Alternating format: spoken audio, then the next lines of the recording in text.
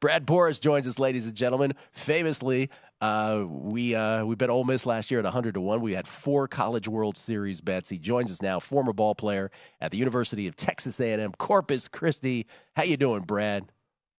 Hey, Gill, what's going on, man? I'm doing great, coming off a little machine pitch, little league game last night, some college baseball going. Kelly Bidlin over there made the Lakers sound like free money, so he gave me a heart attack. He gave you a heart attack. That's right. It's Kelly's fault, not the Lakers. Brad. Yeah. Oh, yeah. So let's just look at the big board first here. LSU is the short shot to win the College World Series. They're plus 450. Wake Forest 9-1, and then everybody beginning with Tennessee and Florida double digits. Moving on. Before we get to the bets that you and I have made here, can you explain the format? Because this is unlike anything else in sports because like politics plays a part. Please explain. Yeah, for sure. So when you think of it just like the March Madness, except it's not, single elimination. Like they split it up into regionals and it's the best of 64 tournament, right? But they do 16 national seeds, and those 16 national seeds that are decided off of RPI and kind of a committee just getting together and deciding who should go. But some of the thing that plays into those 16 national seeds is who has the facilities and the ballpark and who will draw the best crowds and bring the most people out for the ratings and pack the stadiums and stuff. Those factors do play into the 16 national seeds, so politics do play in. And but 16 national seeds, go ahead. Yeah, no, and if you recall, Ole Miss, lost in the Ole Miss 100-1 is, remember, one of the regionals last year was in Miami, and there were hurricanes, and there was a point where we thought that entire regional was going to get canceled, and that Miami was just going to advance, right? Exactly. They were just going to advance Miami because they want to advance the higher seeds, the national seeds. And for ratings and the better teams that have done better for the year, we thought they were just going to advance them. So that would have been horrible. But in those 16 seeds, they'll host the regional.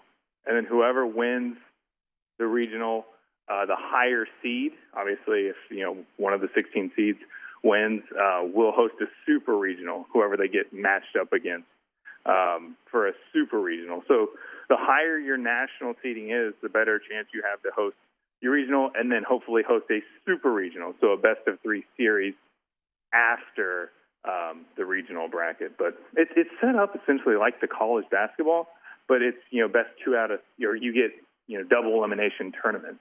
Okay. Essentially in the regional, super regional, yeah. So we usually make our plays during the conference tournaments right before the College World Series brackets are formed. But in this case, we've made 2 long shot plays, and some of this will be informed by what you were just talking about. And folks can get better numbers than we got. Let's start with one of those. I tee it up for you. Pick whichever of the 2 already made, and you can describe why. Okay. We got sucked into it again, just like last year. But we are going with the Texas Longhorns. We got them, 60 to 1, Gill? 60 to 1. 60 to 1. And that one of the big factors is the politics. The Longhorn Network, the Texas Longhorns, Texas Longhorn Baseball. The committee will love to see those, the big marquee names. They will try and put them in the top 16. The Longhorns should very well on their own be able to get one of the top 16 seeds. But if they're kind of on the bubble, I don't see why the committee just doesn't give it to them. And so that will put us in the driver's seat for hosting a regional and then hopefully maybe a super regional. Along with, I think the Longhorns pitching is good enough. They have 2 good starters. They have a good midweek starter, LeBaron Johnson Jr., who in those double elimination tournaments, if you do drop one and you need to continue playing on, you need to have deep pitching because it ain't single elimination. You're going to have to. You can afford to lose 3 times or so and still win the national championship. I think it's so you 4. gotta have deep pitching. I think it's 4. Yeah, you can afford to lose 4 times, and I think you can still win it. Yeah, so you need deep pitching. Pitching is very important, obviously. Okay. And so, again, you probably, I think DraftKings has a better number on the Longhorns than even 60 to 1 is currently. So shop around for these. Not every book has them. And then the other one, Because we had Texas as one of our 4 last year. This one is going to sort of come out of nowhere to people, but you believe that there is a possibility to host a region with this team. Yeah, for sure. The Campbell Camels.